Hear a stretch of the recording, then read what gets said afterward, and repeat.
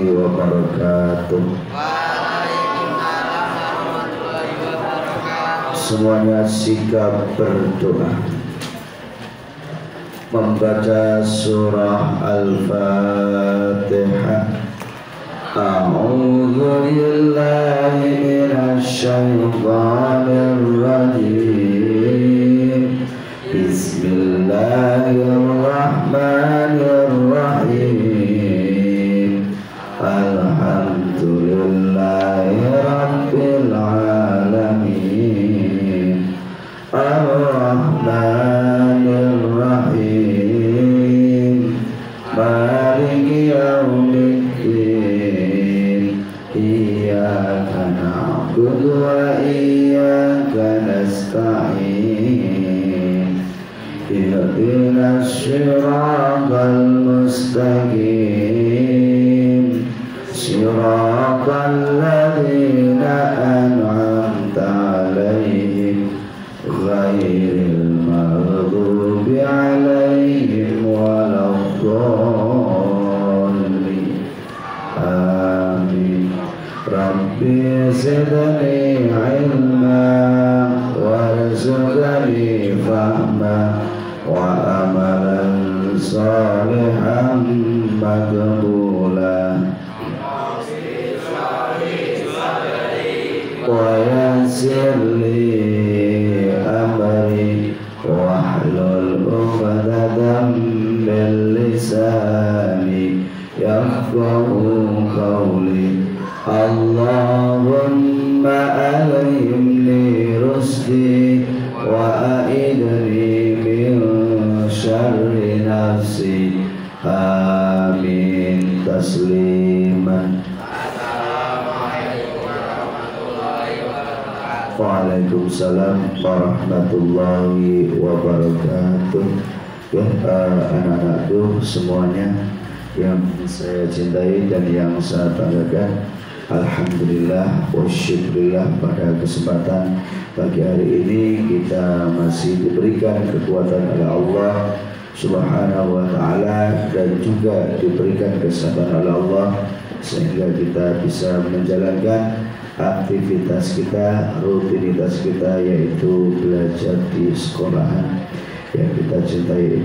Oke, anak-anakku, untuk murajaah pada pagi hari ini kita melanjutkan saja. Kalau kemarin kita sudah membahas tentang masalah sholat jamak dan juga sholat qashar, dan saya berharap ketika sholat jamak dan sholat qashar dipraktekkan kalian bisa. Sebenarnya hari ini, kemarin itu Bu Fira minta, Pak, sholat jamak dan sholat qashar untuk yo dipraktek, untuk yo dipraktek, karena kelas 9 sebentar lagi akan wisata. Mau tidak mau ya harus dipraktekkan. Nah, untuk mempraktekkan ini tidak hanya kelas 9 at-tahir, tapi juga harus bersamaan dengan kelas 9 al-burhan. Maka dari itu mungkin minggu depan kalian perginya kapan?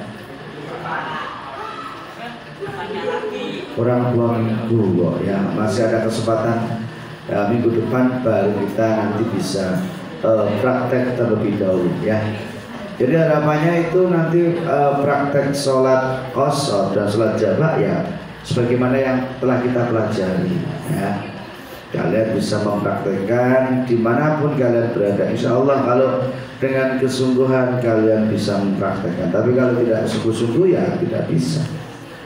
Oke, untuk selanjutnya kalian bisa membuka halaman 72, sholatun lil marid, sholat bagi orang yang sakit. Bukan mayat, tapi sholat bagi orang yang sakit. Lah, kenapa orang sakit itu tetap menjalankan sholat? Kenapa orang sakit itu tetap menjalankan sholat? Ya karena sholat itu kewajiban. Ya, yang namanya kewajiban itu ya harus dijalankan. Kalau tidak dijalankan maka ya berdosa. ya kan? Maka walaupun ia kondisinya sakit, selama ingatannya itu masih ada dan dia pun juga sadar. Jadi wongnya sadar takoki, iya le lorone, ya lumayan pak. Kira-kira pengen jalan-jalan apa ora? Dijawab, berarti dia sadar bahwa ingatannya pun juga masih sadar. Ketika ditanya, maka orang yang sakit seperti itu sholat tidak boleh dia tinggalkan. Ingat di dalam hadis Rasul juga telah diperjelas raf'ul qalami an salasatin. Jadi Allah itu tidak mencatat kewajiban bagi seorang hamba itu karena 3 hal. Raf'ul qalami diangkat, artinya orang yang posisinya dia tidak dicatat oleh Allah ketika posisinya yang pertama apa? Yaitu nasiyah, orang yang lupa. Kalau orang lupa kira-kira sadar nggak? Kan tidak. Oh, yang namanya lupa kok maksud sadar? Kan tidak kan? Makanya orang lupa itu nggak ada kewajiban untuk melaksanakan sholat fardu atau sholat wajib. Katakan dia pergi dari pagi di mall, nge-mall karena di mall itu tidak kelihatan. Atau kalau kalian di Trans Studio lah, di Trans Studio Bandung itu ketika nyampe sana itu sore sebelum asar jam 3, dan ketika masuk di dalamnya itu nggak akan pernah tahu kapan itu maghrib, kapan itu asar, kapan itu isya, nggak akan tahu. Karena apa? Di Trans Studio itu bukan outdoor tapi indoor. Kita nggak tahu malam, nggak tahu siang, karena di dalamnya itu sini yang lampu semuanya dan AC sama kipas. Taunya pokoknya oh ada hujan kita nggak tahu, ada petir juga nggak denger. Ya, di situ ketika kita bermain dengan asiknya, bermain game, ya, naik mobil-mobilan, mau apa itu, yes pokoknya mau nonton bioskop atau mau apa, semuanya itu akan melalaikan kita terhadap yang namanya kewajiban, kecuali kita membawa HP dan juga membawa jam. Patokannya adalah jam kita sendiri, sehingga kita tidak lalai ketika kewajiban kita menjalankan sholat 5 waktu.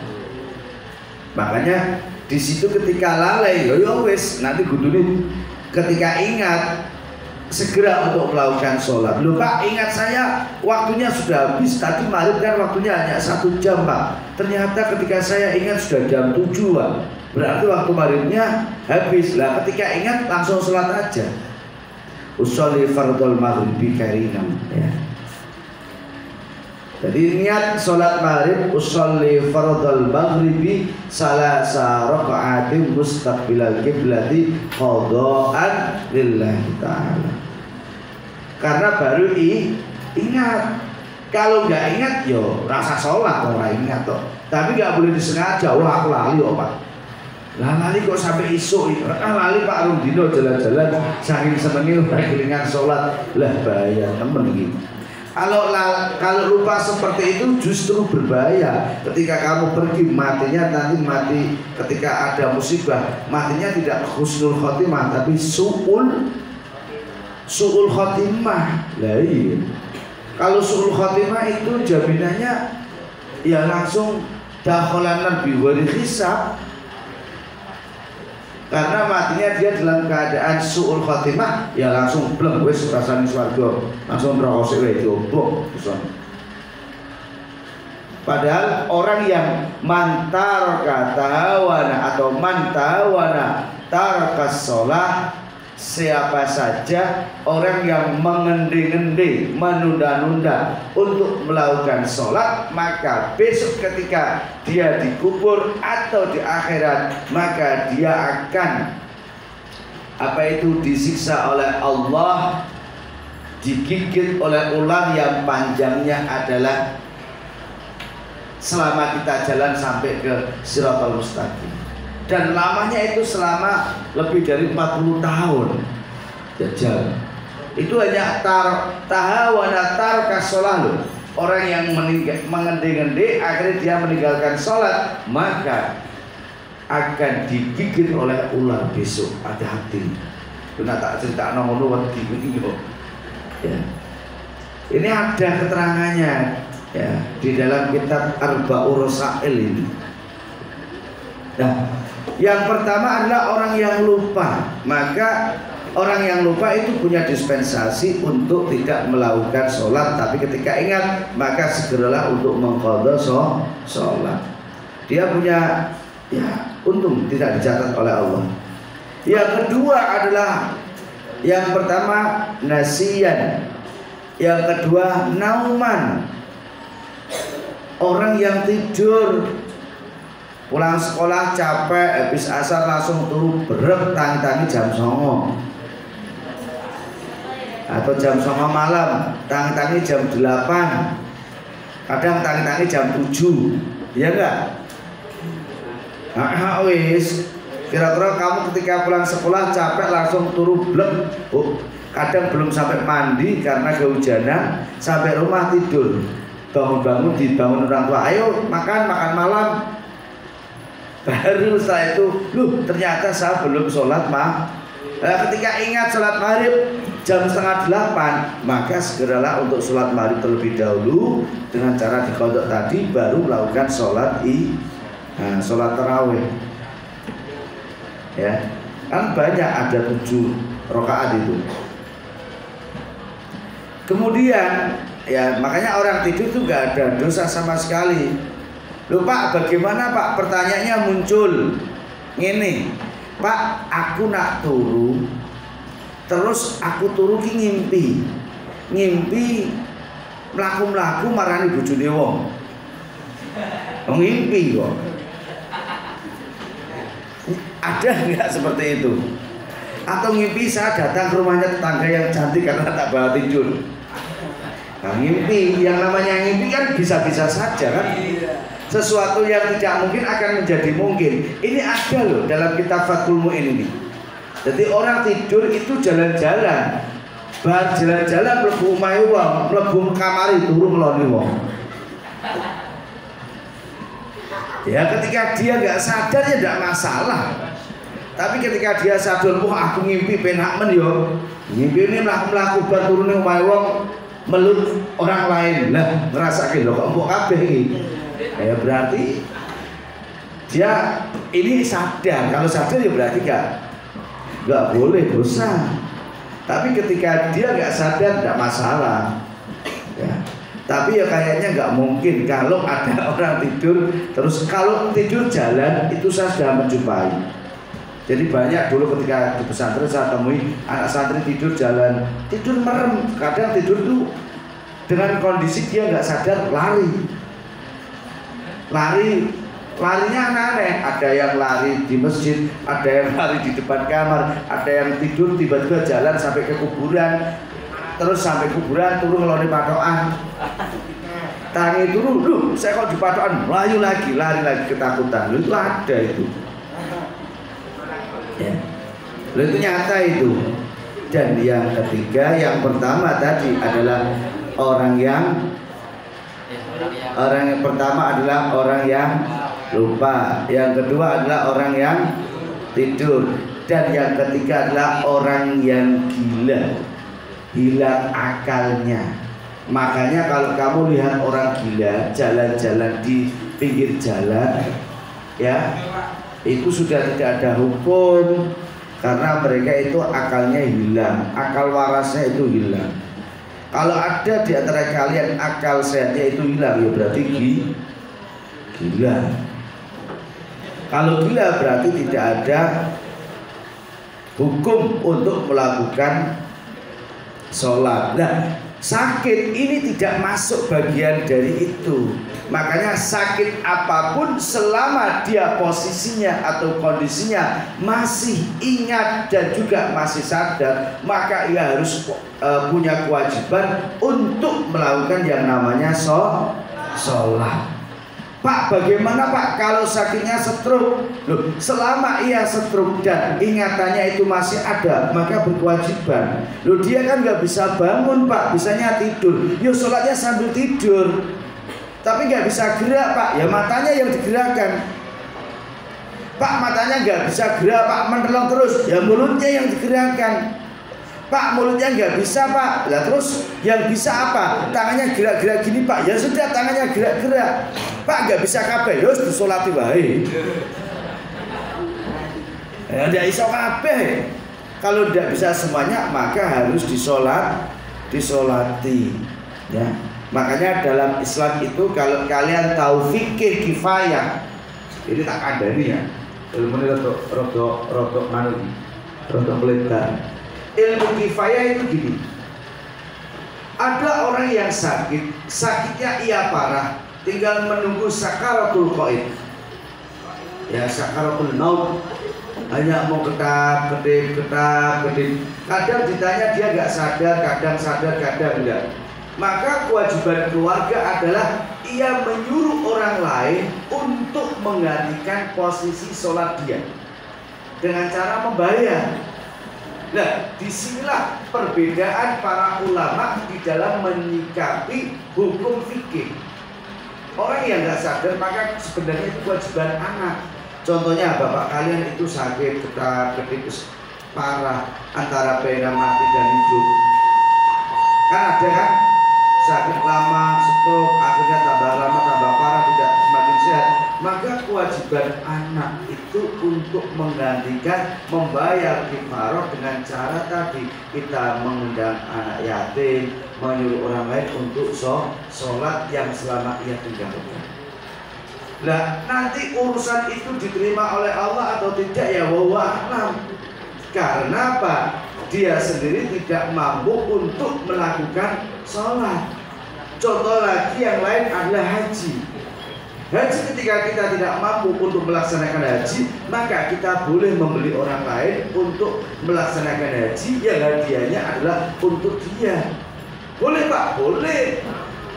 Begitu juga halnya orang yang tidak mampu melakukan sholat, dia kondisinya adalah sakit parah, maka disitulah Allah memberikan keringanan, memberikan dispensasi bagi orang yang sakit. Loh, ini namanya fikih apa namanya? Fikih kifayah ini. Karena ada fikih siasah, ada fikih kifayah, ada fikih kontemporer. Lah sing kok sinau niki kan hanya mau sekedar fikih. Belum nanti jauh ke sana, ya. Nah, inilah. Jadi kita sedikit demi sedikit kita tahu tetap caranya adalah sama. Kalau kita sakit masih bisa duduk, ya duduk biasa. Terus kita niat usolli fardhu maghrib Allah, tangannya aja Allahu Akbar. Setelah selesai Al-Fatihah langsung ditekukkan Allahu Akbar. Sedikit aja, nggak usah buku ini antara kaki dan perut kudu nempel yo, cepet mati, tidak ada napas yang keluar nanti.